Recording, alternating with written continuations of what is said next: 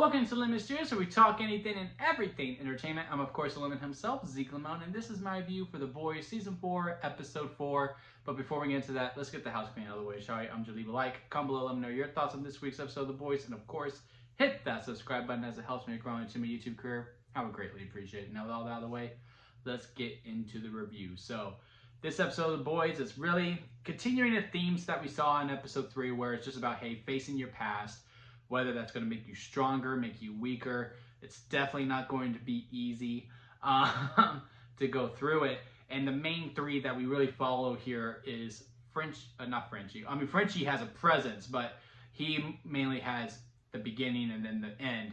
It's mainly Huey, Starlight, and Homelander. And Homelander is the steak of this story, if you will. Like, if this was an entree, Homelander's the steak. I would say Starlight is maybe the mashed potatoes and Huey's the green beans.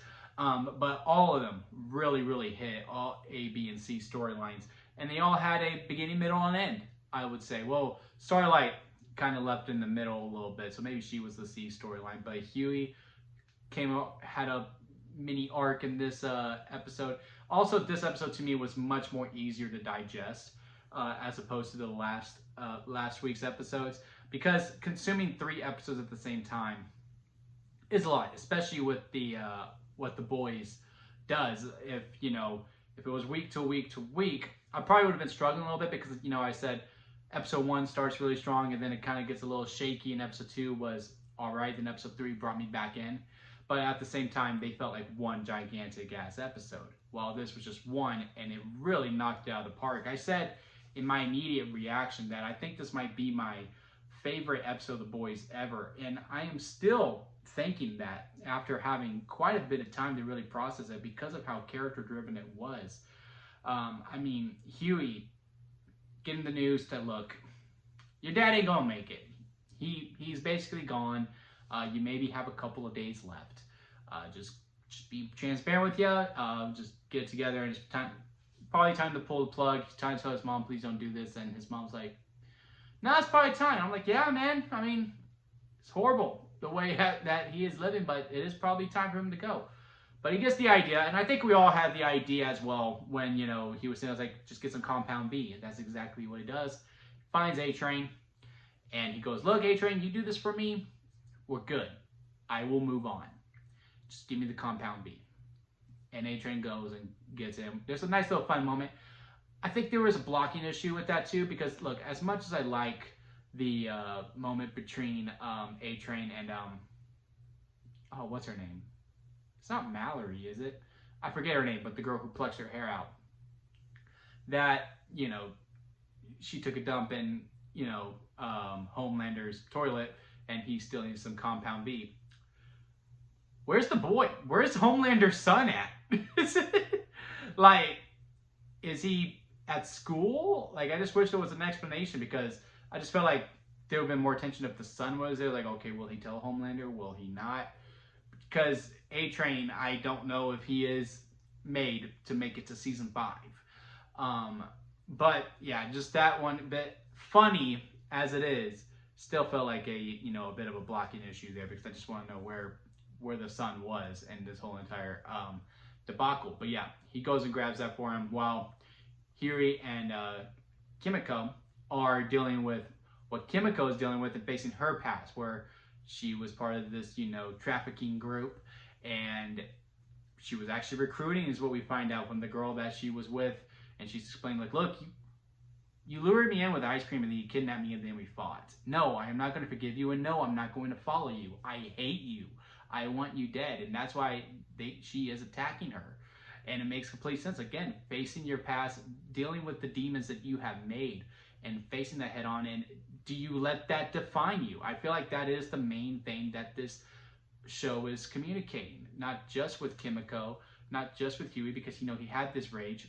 And then once they get back and he gets the Compound B, and A-Train's like, you're not going to forgive me, are you? And then later on he's like, you know what, I wasn't, but I don't want to live with the hate. It's all good. We're even. And shakes the hands and walk away.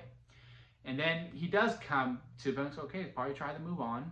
Doesn't give his dad the Compound B and lets it be. And then, the mom gives him the compound B, which I think is very, very interesting. But back to what I think the lesson is overall within the show, that, you know, is facing those demons of your past and see if you're gonna let it define you. Kimiko, dealing with the trafficking group. Is she really a villain?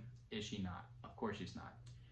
Frenchie, who's a little bit bitter pill to swallow, kills his boyfriends or situationship, let's say that, kills his family, and then sleeps with him and prolongs it for a little bit, and then finally comes clean. And rightfully so, his boyfriend or his situationship was ready to kill him and beat him up while he was already concussed. Rightfully so.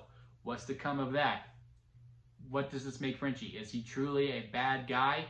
He's did some bad things, but is he a bad guy? That's something we're going to see. That's basically from his past. Starlight with Firecracker bullied her once, and ever since then, all of the secrets are just coming out, coming clean about the A word, where, you know, a child would, you know, if someone chooses they don't want a child, we'll just say that. I have to be careful with my words because of YouTube. Having that choice, and now it's public. And I really liked the line afterwards where Annie and Huey are talking, and she's going, man, either way, if someone's supporting me or if someone's hating me, this decision was really hard for me to make. And whether they support me or they hate me, I have to live with that.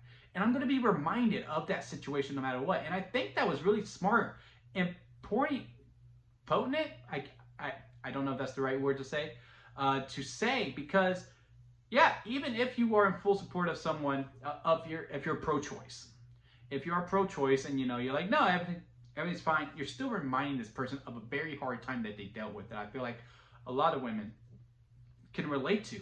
So to have that line, I think, was very potent to have. And now she's going to have to face that again, the past coming back to haunt Annie. What is that going to make of her? We already talked about Huey, we already talked about Frenchie. Homelander, who again was the stake, who is really trying to kill his past. And what I loved about Homelander's episode, and also, I mean, Anthony Starr, give him the freaking Emmy, absolutely owned this whole entire episode. I mean, the way that he just portrays it, he makes acting this evil fun. Because while he's doing these horrendous things to these people, I couldn't help but kind of find myself cheering for him. Because at the end of the day, like, you know, these guys, like, I was just doing my job. I was just doing my job. I was a child. You burned me in the oven, and you were playing paper basketball and cheering as you heat up the stove. You don't get to say you were just doing your job. And then what the other guy was doing, and the way that he was tormenting him, I was just like, and just the glee that he was having with it, I was just like, you go, Homelander. It's just like, you get what you need. Now, does this actually kill the whole, like, I need love, I need to feel love, I need to feel this in order to be successful? I don't know. I do think that's going to be his downfall, because as we know, the next season is the last season. I don't think Butcher bites in this season. I don't think Homelander bites in this season, because I think the clash is these two no matter what, in their final battle. And I think that is going to be the downfall of Homelander, that he can never move past this, because, you know, like they say in this episode, when he's talking to the girl that I cannot remember her name, where she's like, look, we hire psychiatrists to make sure that this was your downfall, this was your kryptonite, this was your weakness, so that way we could control you. There was no way we could have stopped you. You could have left any time. You could have overpowered us even as a 5-year-old. But we made sure that you would stay for that love and that affection. And, you know, he kills everyone out, he destroys the room, and traps her in the room. I was like, oh man, that was probably the worst one out of all of them. From heating a guy up in the oven to spraying a part of a man's body, and then snapping his neck, keeping the one girl alive while just surrounded by decomposing bodies that are split open and trapped in a room while he's covered in the elevator and he's smiling. It's a great, great final shot. Love the Homelander stuff. Again, just all this episode is just about facing the trauma, and now it's about dealing with the trauma in the next episode. How is Frenchie going to respond? How is Starlight going to respond? Because now Starlight's a big villain, especially, you know, with the voters. No one's going to want to really support her. I think there's still going to be, you know, some Starlight people. She might lose the program. I could see that. She may lose the program. I'm hoping to get a little bit more Mother's Milk action. He's one of my favorite characters. He was more sidelined in this episode, which was fine. I mean, again, Butcher was kind of sidelined for the first 3 episodes. And he had, well, Butcher is still somewhat a side character as like the main person that we follow. He had much more of a presence in this episode than he did in the previous 3. While Mother's Milk had a much more prominent presence in the first 3 episodes. So it was fine to see them. I'm just waiting for that whole entourage type of mentality, which I'm pretty sure we won't get next week. It probably won't be till maybe episode 7 where we finally get them. But yeah, I am loving this show. This brought me fully back because I was like, oh, you know, at some point they had to have a bad season. And maybe it's season 4. But now I'm like, no, they got it. They got it. They know what they're doing. This episode was absolutely phenomenal. But doesn't matter what I think. What did you guys think? Hit that comment section. Let me know what y'all thought of it. Did y'all love it just as much as me? Did you hate it? Let me know. Comment below. Hit that like. And again, hit that subscribe button as it helps me grow into my YouTube career. And do not forget to squeeze the day. Life is too short, so squeeze every opportunity that you have and live your life to the fullest. And until next time, guys, I'll see you here at Lemon Studios.